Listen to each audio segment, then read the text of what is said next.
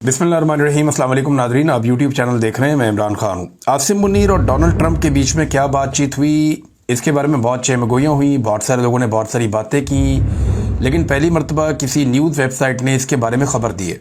और ये खबर देने वाली न्यूज़ वेबसाइट पाकिस्तान की मिलिट्री एस्टेब्लिशमेंट को ये बिल्कुल पसंद नहीं है, और ये जो जर्नलिस्ट हैं ये भी उनके पसंदीदा नहीं है। इसमें रैन ग्राहम है और मुर्तज़ा है और एक और सहाफ़ी हैं, तीन लोगों ने मिलकर ये खबर दी है।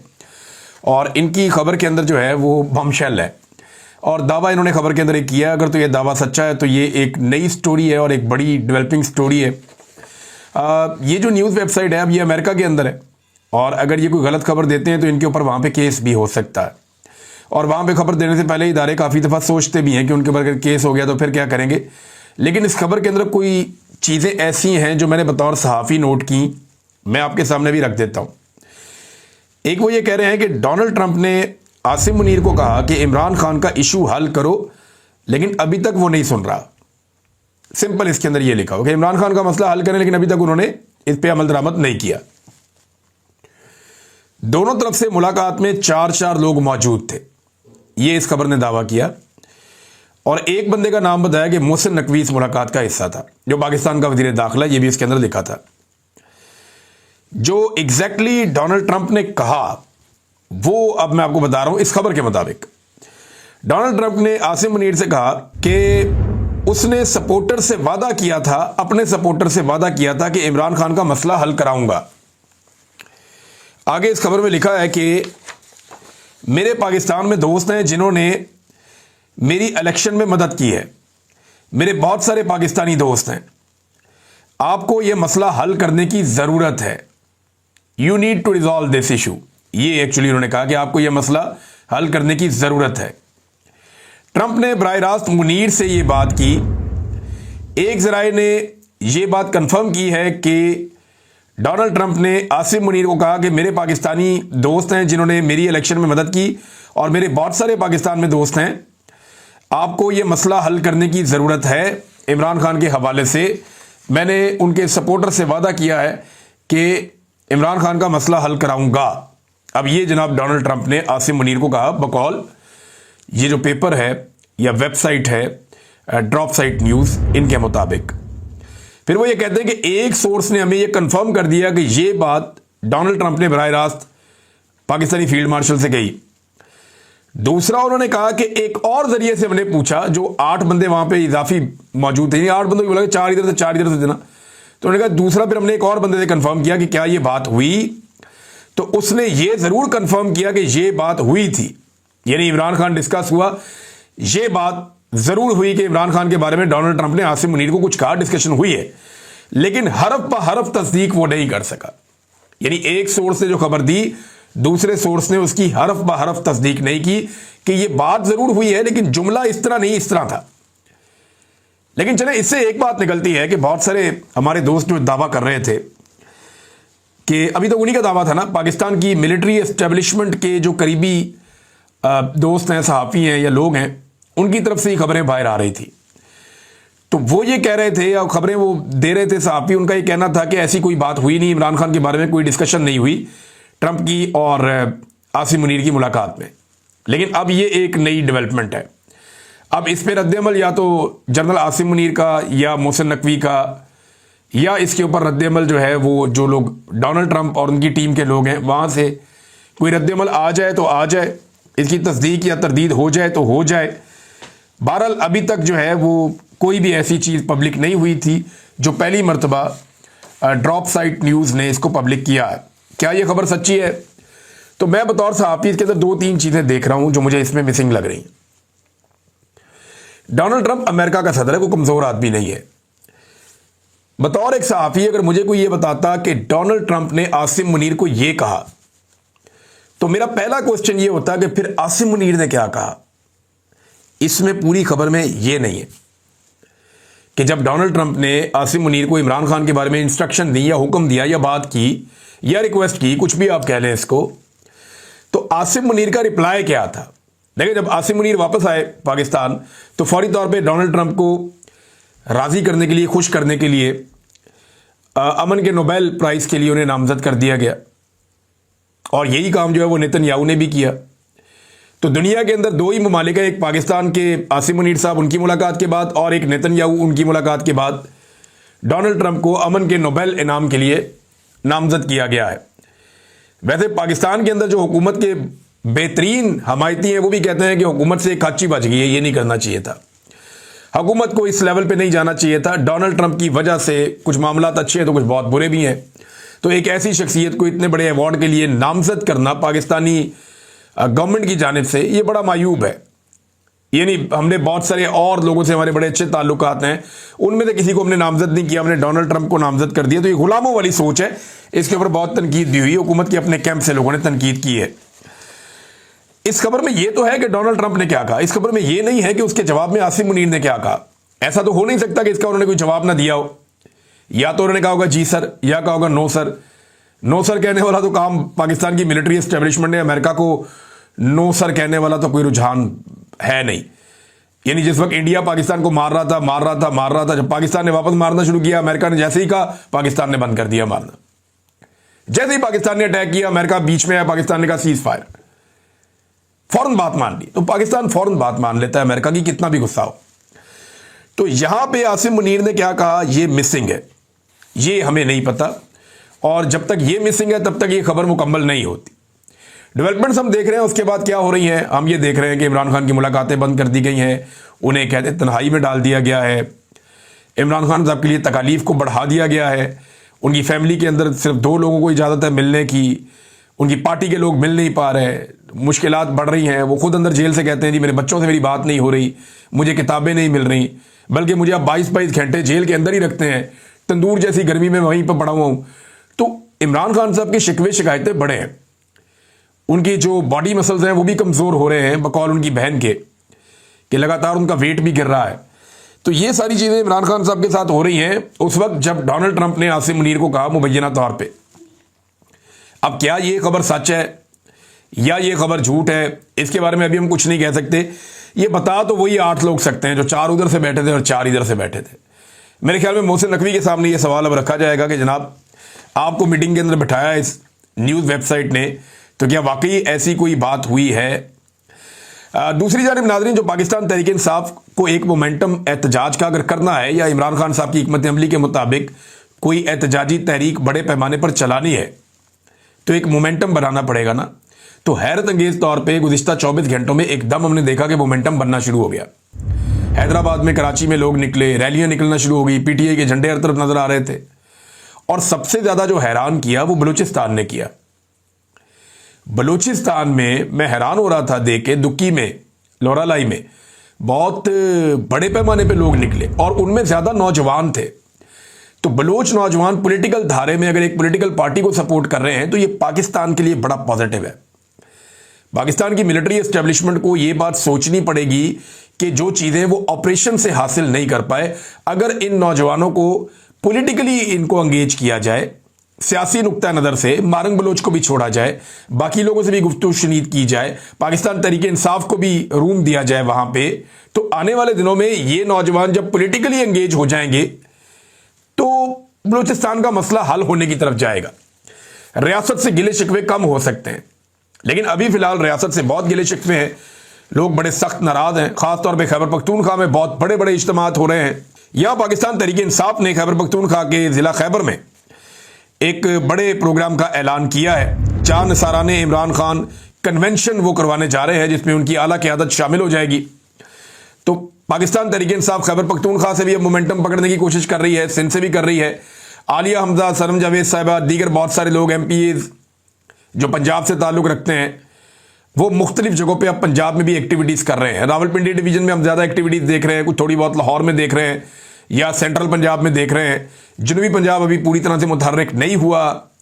जो अपर पंजाब है वहाँ पे भी अभी बहुत सारे एरियाज़ में काम होना बाकी है। पाकिस्तान की आधी आबादी पंजाब में रहती है और इसलिए पंजाब के ऊपर ज़्यादा फोकस करना पड़ेगा।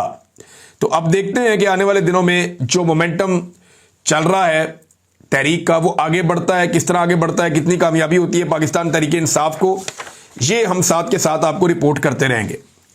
नाज़रीन, पाकिस्तानी हुकूमत की धमकियों और जो वजीर है उनकी धमकियों के बाद बहुत सारे लोग ये दावा कर रहे हैं कि इमरान खान साहब के बेटों की पाकिस्तान जो आमद थी वो गैर यकीनी का शिकार है। हो सकता है वो पाकिस्तान आए, हो सकता है वो पाकिस्तान ना आए।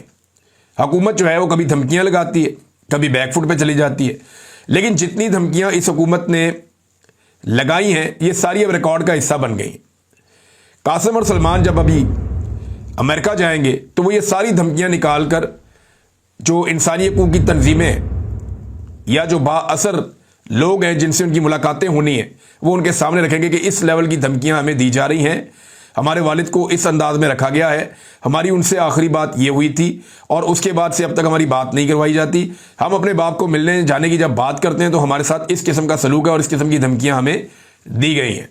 अब वो ये चीज़ें सामने रखेंगे। मुझे कुछ ज़राए ने बताया कि इमरान खान साहब की रिहाई के हवाले से ये नौजवान आने वाले दिनों में कुछ मौसर इकदाम करने जा रहे हैं। जो लोग इनसे जुड़े हैं उनमें से एक शख्स ने मुझे ये इन्फॉर्मेशन दी है कि अब उन्होंने अपनी फैमिली के अंदर ये फैसला किया है और बताया सबको कि हमारे वालिद जेल में हैं, हम ये समझते हैं कि वो बेगुनाह जेल में हैं और सब कुछ करके देख लिया है। अब वो उम्र के इस हिस्से में है कि हम नहीं चाहते क्योंकि बड़ा नुकसान हो, लिहाजा हम खुद एक रोल प्ले करना चाहते हैं इमरान खान साहब की आज़ादी के लिए और उस पर उनकी फैमिली काम कर रही है। यानी वो दोनों भाई जो हैं वो अपनी हिकमत अमली बना रहे हैं कि हम मैक्सिमम क्या कर सकते हैं, कहाँ तक जा सकते हैं, क्या इसमें वो पाकिस्तान आएंगे। अभी कुछ भी कहना कबल अज़ वक्त है। मेरे ख्याल में अगर वो इमरान खान साहब से मिलेंगे भी ना तो उसके बाद उन्हें इंटरनेशनली इन मामलों को उठाना चाहिए क्योंकि वहां से प्रेशर एक बहुत बड़ा जनरेट होता है। पाकिस्तान के अंदर जो जिम्मेदारी है वो उन तमाम लोगों की है जिन्होंने इमरान खान के नाम के ऊपर वोट इकट्ठा करके कौमी असम्बली और सूबाई असम्बली की सीटें जीती हैं या जिन्होंने ओहदे लिए या जो मुख्तलिफ पोजीशंस के ऊपर आकर पहले भी बैठे रहे और अभी भी बैठे हुए हैं। तो इन लोगों की ज्यादा जिम्मेदारी है पाकिस्तान में यहां पे अवाम को मोटिवेट करने की, निकालने की। बतौर इमरान खान के बेटों के वो पूरी दुनिया के अंदर जाके इस मामले को उठा सकते हैं। नाज़रीन, सुप्रीम कोर्ट ऑफ पाकिस्तान से ये एक बड़ी मीटिंग हुई है, वहां से कुछ इंपॉर्टेंट खबरें आई हैं, मैं आपके साथ शेयर करता हूं। चीफ जस्टिस याया अफरीदी की ज़ेर सदारत नेशनल जुडिशल पॉलिसी कमेटी का इजलास हुआ है और इसके अंदर जो सबसे इंपॉर्टेंट बात है, यानी जो मेरे दिल के भी बहुत करीब है, उन्होंने जबरी गुमशुदगियों के ऊपर गहरी तशवीश का इजहार करते हुए यह कहा कि अदलिया बुनियादी हुकूक के तहफ़्फ़ुज़ पर किसी सूरत समझौता नहीं करेगी। देखिए, अदलिया पूरी की पूरी समझौते का शिकार हो गई है इस वक्त। प्रैक्टिकली तो यही है ना 26वीं आईनी तरमीम के बाद कि चीफ जस्टिस ऑफ पाकिस्तान के इख्तियारात कम हैं, आईनी अदालत के इख्तियारात ज़्यादा है। चीफ जस्टिस ऑफ पाकिस्तान का ओहदा जो है वो एक सेरेमोनियल ओहदा हो गया, जैसे सदर और वज़ीर आज़म में सदर का ओहदा होता है, एक अलामती ओहदा होता है, ऐसे ही चीफ जस्टिस ऑफ पाकिस्तान का ओहदा दिखाई देता है। लेकिन उन्होंने जो बात की है ना ये कि इसमें बाकी चीफ जस्टिस भी उनके साथ थे, इस्लामाबाद, लाहौर, बाकी इलाकों से जहाँ जहाँ से चीफ जस्टिस हैं सारे के सारे आए हुए थे। तमाम हाई कोर्ट के चीफ जस्टिस ने शिरकत की है और सुप्रीम कोर्ट ऑफ पाकिस्तान के जारी करदा एलामिया में national judicial policy making committee ने जबरी गुमशुदगियों का नोटिस लेते हुए कहा कि एग्जीक्यूटिव के खदशात पर रद्द अमल के लिए इदारा जाती कमेटी कायम की जाए। कमेटी रद्द अमल मुरतब करेगी और अटॉर्नी जनरल के जरिए एग्जीक्यूटिव तक पहुंचाया जाएगा। देखिए, मैं बात कर लेता हूं ना, अभी डायरेक्ट बात कर देता हूं। अगर आप में से किसी के पास इख्तियार है और आप चीफ जस्टिस ऑफ पाकिस्तान तक ये मेरे जुमले पहुंचा सकते हैं तो जरूर आप पहुंचा दें। बात सिर्फ इतनी है कि जो इनसे पहले चीफ जस्टिस थे मैं उनको भी चिल्लाता रहा और उन्हें कहता रहा कि आप मुझे बुलाएं। मैं आपको बताता हूं, मुझे 5 महीने तक जबरी तौर पर लापता रखा गया है। मैं बताता हूं मुझे कौन ले गया था, कहां रखा था, वो जगह भी आपको दिखा देता हूं, आपको साबित भी कर देता हूं कि क्या क्या होता है वहां पे और किस तरीके से होता है। आप हौसला करें, मुझे बुलाएं। कादी फायद ईसा ने मुझे नहीं बुलाया। अब अगर आप वाकई दिलचस्पी रखते हैं जबरी गुमशुदगियों के हवाले से तो मौजूदा chief justice of Pakistan Yahya Afridi साहब आप बुला लें, आप पूछ लें। किसी भी जो शख्स जबरी तौर पर लापता हुआ उसको बुला लें और पूछ लें। आप मेरे से पूछना चाहते हैं, मैं आपको बता देता हूं जो मेरे पास इंफॉर्मेशन है। मैं तो पुलिस के पास भी गया था मुकदमा दर्ज करवाने, उन्होंने हाथ जोड़ दिए मेरे आगे, उन्होंने कहा जी हम नहीं मुकदमा दर्ज कर सकते, हमें माफ कर दें आप, हम कैसे इनके खिलाफ मुकदमा दर्ज करें इतने ताकतवर लोगों के खिलाफ। तो देखिए, एक सवाल पैदा होता है। मैं चीफ जस्टिस साहब से और उनके साथ जितने भी सारे चीफ जस्टिस हाई कोर्ट्स के मौजूद थे, मैं एक सवाल पूछना चाहता हूं, क्या जबरी तौर पे अगर कोई शख्स लापता हो गया है तो उसको बाजियाब करवाने की जिम्मेदारी अदालत की होती है? नहीं, ये इदारों की जिम्मेदारी होती है कि उसको बाजियाब करवाया जाए। अदालत की जिम्मेदारी होती है कि इस सिलसिले में इंसाफ किया जाए। यानी जिस शख्स ने, जिस इदारे ने, जिस गिरोह ने या जिन लोगों ने या जिस ऑफिसर ने जबरी तौर पे लापता किया किसी को, उसको सजा दी जाए। जब तक आप सजा नहीं देंगे ना, जब तक आप एहतसाब नहीं करेंगे उन लोगों का जो जबरी तौर पे इंसानों को लापता करते हैं, या जो जबरी गुमशुदगियों के लिए जिम्मेदार हैं, या जो फोर्सफुली इंसानों को उठाकर ले जाते हैं, उन्हें मारते हैं, टॉर्चर करते हैं, इल्लीगल हिरासत के अंदर रखते हैं, जब तक आप उन अनासर को पकड़ के सजा नहीं देंगे ना, जब तक आप उन्हें लाकर कानून के कटहरे के अंदर खड़ा नहीं करेंगे, तब तक यह मामला ठीक नहीं होगा। मैं आपको कोरे कागज पे लिख के देने के लिए तैयार हूं कि जब तक आप ऐसे अनासर को कानून की गिरफ्त के अंदर नहीं लेकर आएंगे, यह मामला ठीक नहीं होगा। यही चैलेंज मैंने काजी फायद ईसा साहब को भी किया था। आज आपको भी मैं यही कह रहा हूं कि आप किसी एक केस के अंदर मिसाल बना दें किसी एक ऑफिसर को, किसी एक बंदे को। सब जानते हैं पाकिस्तान की मिलिट्री एस्टेब्लिशमेंट और पाकिस्तान के जो इदारे हैं सिक्योरिटी के, वो इसके पीछे होते हैं। जबरी तौर पे लापता करने के मामलात में ये कोई ढकी छुपी बात नहीं है, आलमी सतह पे छपी है। जितने बंदे छूट कर आते हैं, आप किसी को अपने चेंबर में बुला लें और बुलाकर पूछें आपको कौन ले गया था। बुला लें आप सदाकत अब्बासी को, उस्मान डार को, पूछें कौन ले गया था। आप बुला लें ना, पंजूथा साहब को बुला लें, पूछें उनसे उन्हें कौन ले गया था, वो आपको बता देंगे। आपकी अपनी जुडिशरी से उनका ताल्लुक है, सीनियर लॉयर है वो, उन्हें बुलाकर पूछ लें। और मुखला जो गायब हुए थे उन्हें बुलाकर पूछ लें, आप सब आपको बता देंगे उन्हें कौन उठाकर ले गया था, कहां ले गया। अहमद फरहाद साहब को बुलाएं, मुझे बुलाएं, आप पूछें, आपको सब लोग आपके चैम्बर में खड़े होकर बताएंगे। और आप खुद जानते हैं कि जबरी तौर पे लापता किसने किया और कैसे किया और कहां रखा। ज्यादातर चीजें आप लोगों को पता होती हैं। तो मेरी आपसे ये गुजारिश है कि आप जब तक सजा नहीं देंगे तब तक बाजियाबियों का कोई फायदा नहीं।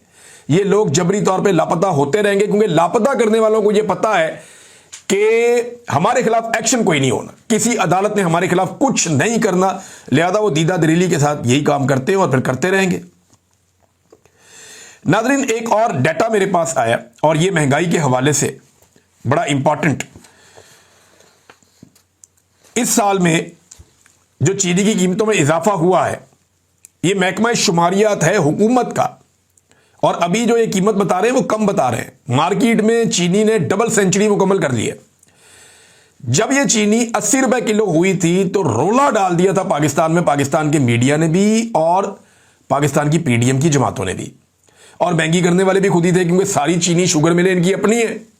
तो जब 80 रुपए हुई तो इन्होंने रोला डाल दिया था, और आज डबल सेंचुरी की है चीनी ने। ये अखबारात में खबरें छप रही हैं। तो डबल सेंचुरी पे बात करने को कोई तैयार नहीं है।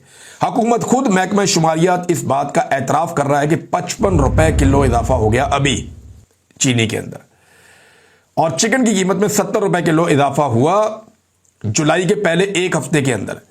51 अशिया जरूरत जो है उनमें से 19 की कीमतें एकदम बढ़ गई हैं, सिर्फ 6 की कीमतें कम हुई हैं।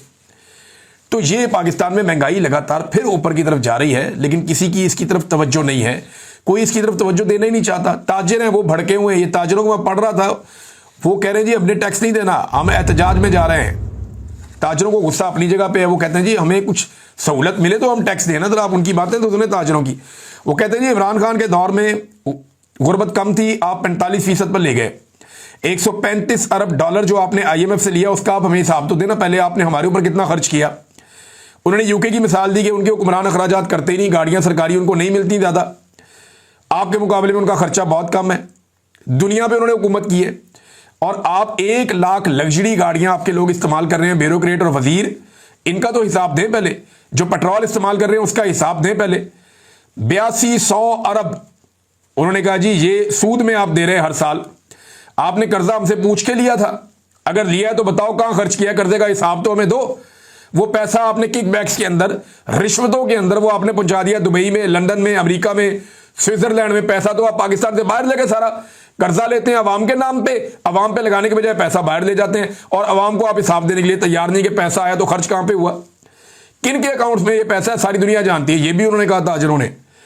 उन्होंने कहा जी 2000 अरब की एक और चोरी हुई है ये DTR में, 12 साल में 24,000 अरब का नुकसान उन्होंने ये क्लेम किया कि IPPs ने कर दिया। और इसके लिए जिम्मेदार कौन है? यही शरीफ खानदान, जरदारी खानदान। इन्होंने टका के IPPs लगाए। राजा रेंटल कहते थे राजा परवेज अशरफ को, उसके बाद इन्होंने खुद ला के लगा दिए IPPs। और पाकिस्तान को जो नुकसान 12 साल में हुआ, 24,000 अरब का नुकसान हुआ पाकिस्तान को, यह ताजरों ने दावा किया। उन्होंने कहा सारे अली बाबा 40 चोर हैं, हम 19 तारीख से जा रहे हैं मुल्कगीर हड़ताल के लिए, एहतजाज के लिए। चाबियां शहबाज शरीफ को भिजवा दी थोड़े दिन पहले इन्होंने। तो ताजर तपे हुए हैं। एक तो पाकिस्तान में देखें, ताजरों से टैक्स लेना एक बहुत बड़ा चैलेंज है। ताजर पाकिस्तान में टैक्स नहीं देते, ये शिकायत हर हुकूमत करती है। लेकिन ताजर ये कहते हैं कि जनाब सानू कुछ दोगे तो टैक्स देंगे ना, हमें सहूलत आपने कौन सी दी हुई है? कोई सहूलत सरकार हमें बताए कि उन्होंने हमें ये सहूलत दी है, इसके बदले में टैक्स हम जमा कराएं तो हमसे टैक्स ले लें। अब ये रोला पड़ा हुआ है। हुकूमत कहती है टैक्स दो, ताजर कहते हैं किस बात का टैक्स दें, आप हमें सहूलत क्या दे रहे हैं? और वो ये कहते हैं जालिमाना टैक्स है। अब जो इख्तियारात बढ़ा दिए FBI के ताजरों से टैक्स लेने के लिए कि बंदे गिरफ्तार करो, अंदर डालो, उस पर वो और ज्यादा परेशान है। और 19 जुलाई से वो लोग कह रहे हैं जी हम मुल्क की हड़ताल के ऊपर चले जाएंगे इस मामले को लेकर। नाज़रीन, मौलाना खानजेब साहब की शहादत के बाद ANP ने इजलास बुलाया अपने थिंक टैंक का, और वो 2 ऑप्शन पे गौर कर रहे हैं, या तो मोटरवेज को बंद कर देंगे या वो पेशावर के अंदर बड़ा एहतजाज करेंगे। लेकिन देखिए, मौलाना साहब का जो शिकवा था या उनकी तहरीक जो चल रही थी, वो एक ऑपरेशन के खिलाफ चल रही थी, ड्रोन्स के खिलाफ, और वो वफाकी हुकूमत करती है। तो ANP ने अगर एहतजाज करना है उनके हवाले से, मोटरवेज बंद करना है, उनका जो भी एहतजाज तो उनका हक है, जहां मर्जी वो करें। लेकिन ये फेडरल गवर्नमेंट के खिलाफ पेशावर में एहतजाज कैसे करेंगे? सवाल तो ये पैदा होता है। बहरहाल देखते हैं ANP इसमें क्या फैसला करती है। अब तक के लिए इतनी, अपना ख्याल रखिएगा, अपने इस चैनल का भी। अल्लाह हाफिज।